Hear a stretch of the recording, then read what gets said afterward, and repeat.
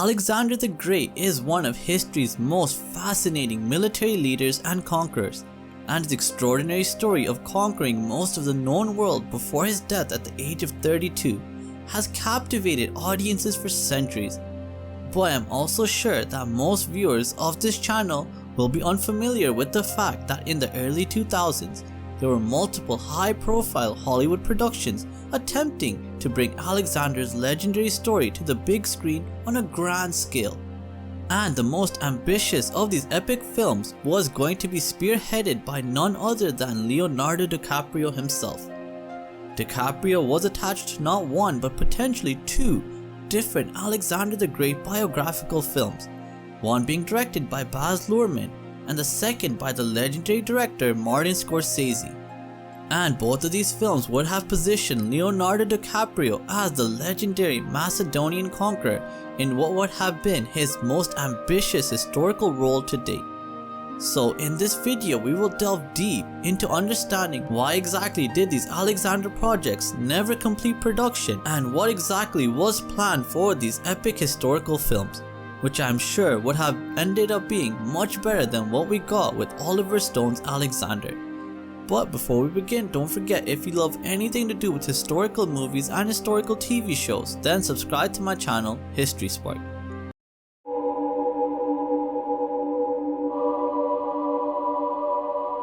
The origins of DiCaprio's Alexander projects trace back to his post-Titanic period, when he was strategically choosing prestige collaborations with acclaimed auteur directors, and Alexander represented what many considered his most ambitious historical role, following his success with earlier period pieces like Man in the Iron Mask and Titanic. Leonardo DiCaprio stated in an interview with Variety magazine that what most attracts me is the complex character of Alexander himself. His legend is one of the most compelling stories in human history. And with Hollywood studios and producers now aware that DiCaprio was interested in portraying the role of Alexander the Great, it would not be long before opportunity would come knocking on his door, as the early 2000s witnessed an unprecedented situation where Hollywood had multiple high-profile Alexander the Great projects in simultaneous development.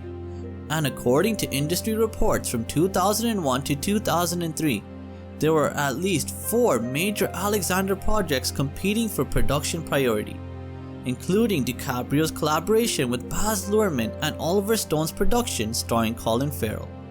This created what Variety describes as a race to see which filmmaker, Oliver Stone or Baz Luhrmann, will bring their Alexander epic into production first.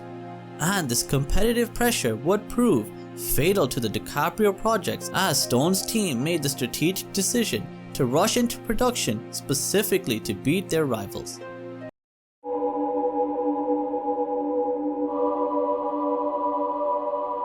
The most developed of DiCaprio's Alexander projects was the Baz Luhrmann directed epic, which promised to bring the director's signature postmodern flair to ancient warfare and conquest. Luhrmann, fresh off completing Moulin Rouge, wanted to use Alexander the Great to attempt a massive epic film which would have set up multiple future historical projects. And this project was structured as a collaboration between Universal and DreamWorks, with Dino De Laurentiis being hired as producer, Leonardo DiCaprio being cast as Alexander, and Nicole Kidman being confirmed to play Alexander's mother, Olympia. Kidman expressed enthusiasm for the role, stating she is unlike any other woman I've ever played before, and it's a role I'm really looking forward to. The Luhrmann Alexander project was designed as one of the most expensive historical epics ever attempted for the time, with estimates suggesting it would have cost north of $140 million.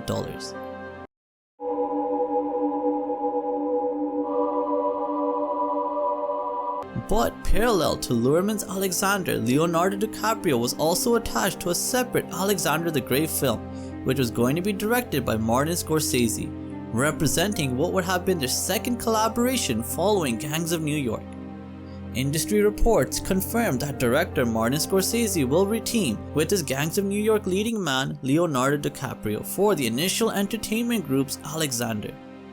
This project emerged from a different development track, with initial entertainment group's Graham King explaining, "We have paid a significant figure for this excellent script, as we believe Alexander is the perfect vehicle for Leonardo DiCaprio and Martin Scorsese to join forces again.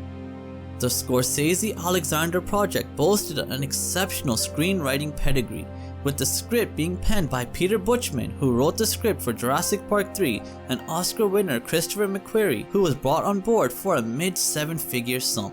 And the initial reviews by the lucky few who had read the script were extremely positive, with one source noting that the script was one of the best scripts they had read in the year 2000. This combination of a high-profile writing team and substantial financial investment demonstrated Initial Entertainment Group's confidence in the project's commercial and artistic potential.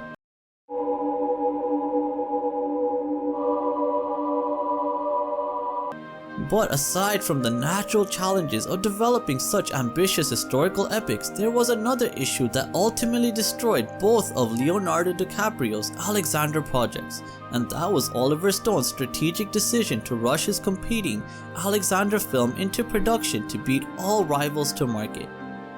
However, this race to production mentality created a domino effect that ultimately destroyed the carefully planned development processes of the competing Alexander the Great movie projects, as the backlash to Oliver Stone's Alexander was swift and devastating when it got released in November 2004. The film was greeted with hostile reviews for its clunky narrative, odd creative choices, historical inaccuracies, and a plethora of other issues.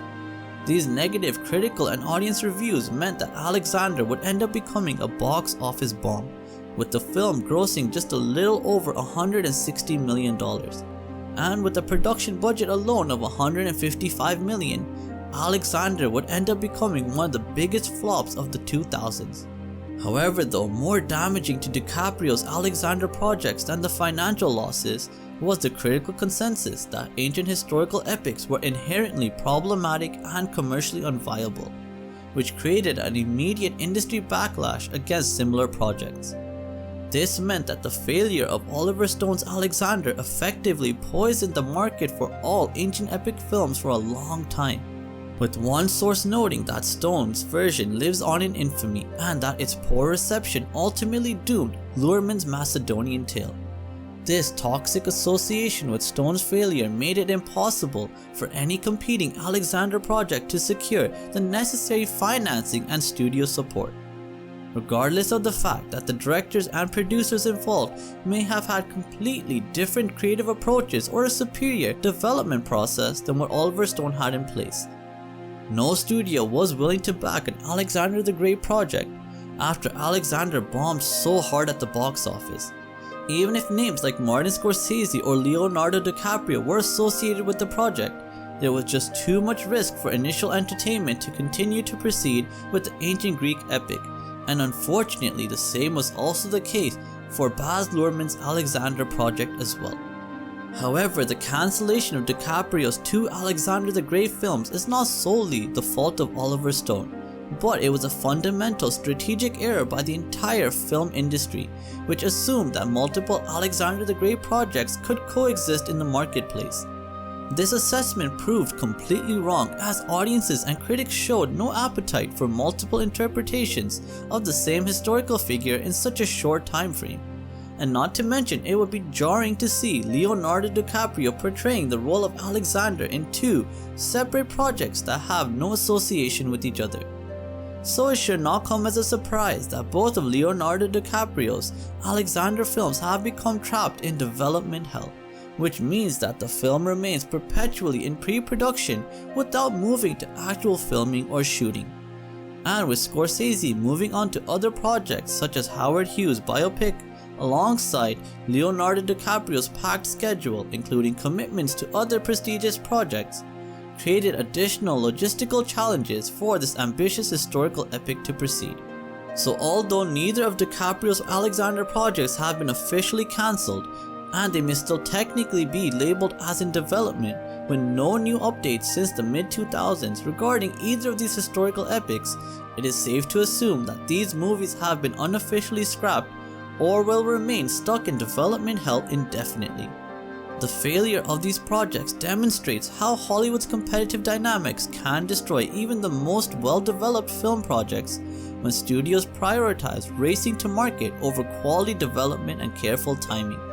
But it is perhaps fitting that DiCaprio and Scorsese's abandoned Alexander ambitions paved the way for the incredibly successful ongoing collaboration on other historical and contemporary projects such as The Aviator and Killers of the Flower Moon, and future projects such as The Wager. So let me know in the comments below if you think DiCaprio would have made a compelling Alexander the Great, and whether you would have preferred to see the Baz Luhrmann spectacle or the Martin Scorsese epic reach the big screen first.